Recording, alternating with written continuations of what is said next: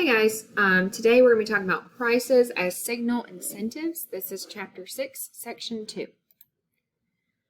So we need to define competitive pricing. Competitive pricing occurs when producers sell products at lower prices to lure customers away from rival producers while still making a profit. So remember that all producers are constantly competing for the same group of customers. And so because they're competing for these customers, they have to be able to show the customers in some way that they're better than their competitor. And one way of doing that is by lowering their prices. By lowering their prices, consumers are like, hey, I'm going to go to that store instead because it's cheaper. But these producers also have to be very careful as far as how far they're willing to go to reduce those prices to lure their customers. Because even though they want those customers, remember that there's still this profit motive. They still have to be able to make a profit to have a successful business. So here's an example, Target versus Walmart. Both sell very similar products, but why is Walmart generally cheaper? Well, for a number of reasons. They are able to provide a lot more variety of products than Target. And people sometimes will say, well, I will still go to Target even though Walmart's prices are cheaper. And they may choose to do that for various reasons. Maybe they think that the customer service is better at Target, or maybe they just like the convenience of having fewer products or the size of the store, etc. But Walmart then has to find that way, how do we bring those customers away from Target and into Walmart? And a lot of people will go shopping at Walmart because the prices are much better here. And so they're constantly competing against other stores to gain those same customers. So Walmart is cheaper because they hope to sell more products at a lower price and ultimately make more money. Now remember again, they can't lower their prices too much or else they risk losing their profit.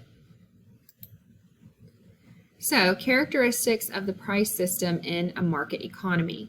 Before I go over these characteristics, I do want to mention that we're looking at these characteristics from a market economy.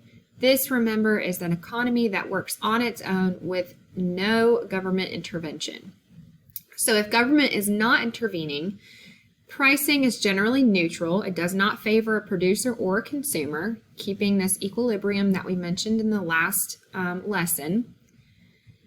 It is market driven, so market forces determine price, no government intervention. It's all about what are the consumers doing, what are the producers doing, what are the producers doing, and how is it affecting the consumers, etc.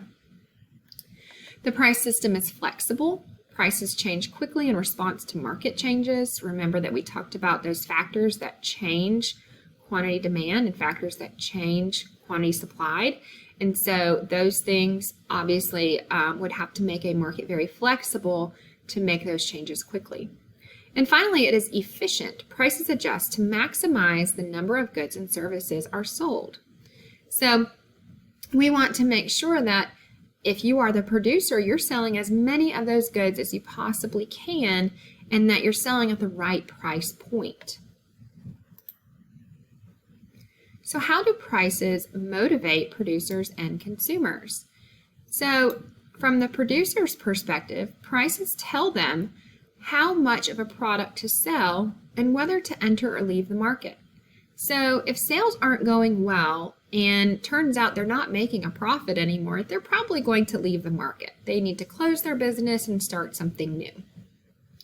If they haven't entered the market and they see that prices are really good for this one product and they could make a good profit selling it, then they probably will enter the market.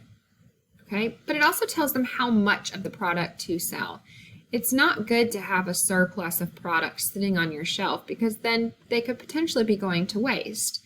Especially if it's a perishable good or if it's a fad or a trend, you don't want too much of it because then when that fad or trend goes away, now you have all these extras. Or if it's perishable, now, your food could go bad. From the consumer's perspective, prices motivate them because lower prices encourage them to purchase more. Everyone likes a good sale, right? Especially when we talked about Black Friday. and higher prices encourage consumers to purchase less. Brand marketers rely on consumer perception that a certain logo is worth a higher price. So this would be like an example of like Nike versus any other type of generic brand tennis shoe.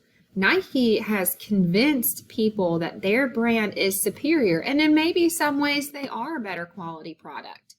But a lot of it is just this perception, this idea that this little Nike swoosh for some reason means better quality and people are willing to pay that higher price.